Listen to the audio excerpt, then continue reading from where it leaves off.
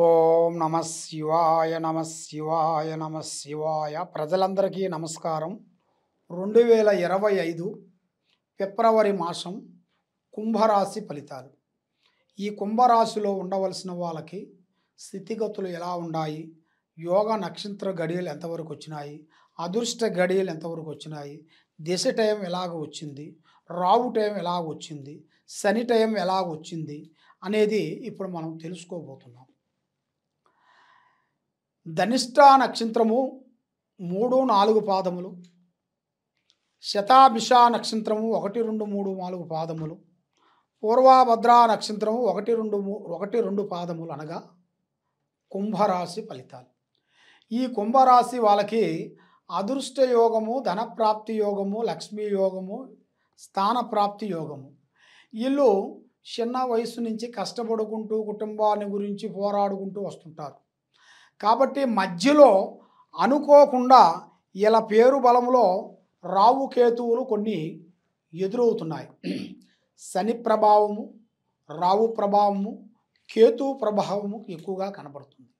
ఈ రావు కేతువుల వలన వీళ్ళు ఏ కార్యక్రమం చేసినా కూడా పైకి వెదకకుండా డౌను పడుకోకుండా యథావిధిగా నిలబడిపోయి అయిపోతుంటారు. మరి ఇలా జాతక యోగంలో నక్షత్రంలో చూసుకుంటే ఈ కుంభరాశి వాళ్ళకి మేనుగా మంచి అద్భుతాలు, చేయాల్సిన కార్యక్రమాలు, మనసులో కొన్ని పెద్ద పెద్ద కార్యక్రమాల గురించి చాలా వరకు సతమతమైపోయి కుటుంబ బాధ్యతల గురించి చాలా వరకు ఏ రూట్లో పోతే బాగుపడతాము, ఎలా పోతే బాగుంటాము అని చాలామంది చాలా విధానాలుగా ఆలోచన చేస్తుంటారు. మరి ఎన్నో రోజుల నుంచి వీళ్ళు బాధపడే టైము పోయే టైం దగ్గరికి వచ్చేసింది.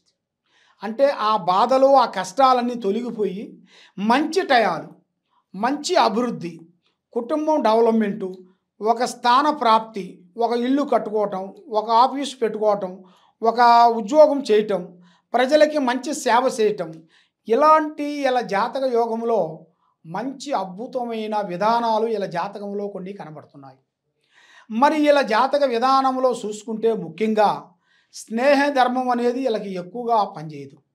స్నేహ ధర్మంలో ఎక్కువగా ఎదుటివాడు మాటలు ఎక్కువగా వింటుంటారు. వీళ్ళు ఇలా బంధువు మిత్రులతో ఎక్కువగా నిష్ఠూరాలు ఎక్కువగా ఉంటాయి. అంటే బంధువు మిత్రులతో కొన్ని విరోధాలు, బంధువు మిత్రుల్లో కొంతమంది చెప్పటం, లేనిపోయిన విషయాలు వీళ్ళ మీద చెప్పటం, లేనిపోయిన విధానాలు కొన్ని రావటం, మనశ్శాంతి లేకోకుండా ఉండటం, నమ్మిన వాళ్ళు మోసం చేయటం. మరి అలాంటి సమస్యలతో కొంతమంది చాలామంది సతమతమై ఉంటున్నారు. కానీ ఇలా భార్య నుంచి, ఒక స్త్రీ నుంచి మంచి అదృష్ట యోగం అనేది వీళ్ళకి కలిసి వచ్చే యోగము చాలా వరకు కనబడుతుంది. మరి ఆరోగ్య విధానంలో చూసుకుంటే భార్యాభర్తలకి వాళ్ళ విధానంలో కూడా సంగీతం అనేది అనుకూలంగా అనేది ఉండకోకుండా వాళ్ళ భార్యాభర్తల మధ్యలో కొంచెం మనస్తత్వాలు కొన్ని ఎదురైపోయి మనసు చిన్న విషయం పెద్దగా చేయటం, మధ్యలో వచ్చిన వాళ్ళని మళ్ళీ ఏరే వాళ్ళని అభిమానించటం, వాళ్ళ నుంచి వీళ్ళకి ఇబ్బందులు కలగటం, లేనిపోయిన సికాకులు కొన్ని ఎదురు కావటం, ఇలాంటి కొన్ని సమస్యలు కొన్ని ఎదురైపోయి దానివల్ల సతమతం అయిపోయి ఆందోళన పాలైపోయి అధోగతులైపోయి మంచి రీమార్క్ అనేది వచ్చే జాతకాలు కొన్ని కనబడుతున్నాయి. కాబట్టి ఇప్పుడు మీరు కొన్ని జాగ్రత్తలు కొన్ని తీసుకోకోకుండా అశ్రద్ధగా మీరు ఆలోచించినట్టుకైతే కొన్ని ఇబ్బందులు పాలయ్యే మార్గాలు మీ జాతక యోగంలో కనబడుతున్నాయి.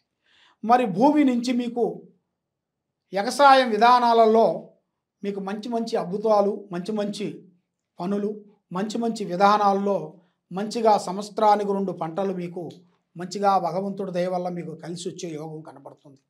మరి భూమిలో కూడా మీకు ఆ భగవంతుడు ఇచ్చిన అదృష్ట యోగం, భూమిలో బంగారం దొరికే జాతకం కూడా మీ యోగంలో కూడా కొంచెం కనబడుతుంది. మరి మీరు ఏ కార్యక్రమం చేసినా ఏది చేసినా కూడా పొత్తుగా చేయకోకుండా సొంత మూల్యంలోనే వెళ్తే మీకు చాలా వరకు మంచి జరుగుతాయి. మరి మీరు ముఖ్యంగా ఏ విషయమైనా కూడా మనసులో ఒకటి బయట ఒకటి మనసులో పెట్టుకొని ఇబ్బంది పడుకోకుండా ఏ విషయమైనా కూడా ఏ ప్లాన్ అయినా కూడా ఓపెన్గా చెప్పేస్తుంటారు. మీరు ఓపెన్గా చెప్పిన దానివల్ల మీరు చాలా వరకు సతమతం అయిపోతుంటారు. దాని వలన మీరు ఏ కార్యక్రమం చేసినా కూడా అభివృద్ధిగా రాకోకుండా లేనిపోయిన సమస్యలు మన మీదికి రావటం, చిన్న చిన్న సమస్య పోయి పెద్ద సమస్యగా కావటం, ఇలాంటి మీ జాతకంలో కొన్ని కనబడుతున్నాయి. ప్రేమ సమస్య అనేది చాలా వరకు అది అంతు చిక్కన రహస్యం. ప్రేమ అనేది మనం ప్రేమిస్తాం కాబట్టి, మరి ఆ స్త్రీ మనల్ని ప్రేమిస్తుంది కాబట్టి, మరి ఆ స్త్రీ ఫస్ట్లో ఉన్న బుద్ధి లాస్ట్ వరకు ఉండదు, గంటలో ఉన్న బుద్ధి గంటకు ఉండదు. స్త్రీ అనేది ఆది పరాశక్తి. స్త్రీ అనేది ఆమె మనసుని ఎవరు భగవంతుడు ఎవరి వల్ల కూడా కాలేదు. స్త్రీ అనేది ఒక అద్భుతమైన శక్తి. మనసుని పైకి తేవాలన్నా స్త్రీయే, మనసుని అనగదొక్కాలన్నా స్త్రీయే. స్త్రీ అనేది చాలా గొప్ప దేవత.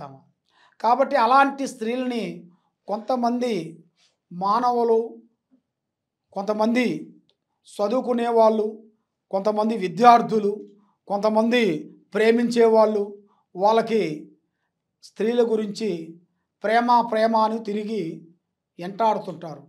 ఆ ప్రేమ అని ఎంటాడి వాళ్ళని ఎదుటి వాళ్ళని మోసం చేస్తారు, వీళ్ళు మోసపడిపోతుంటారు.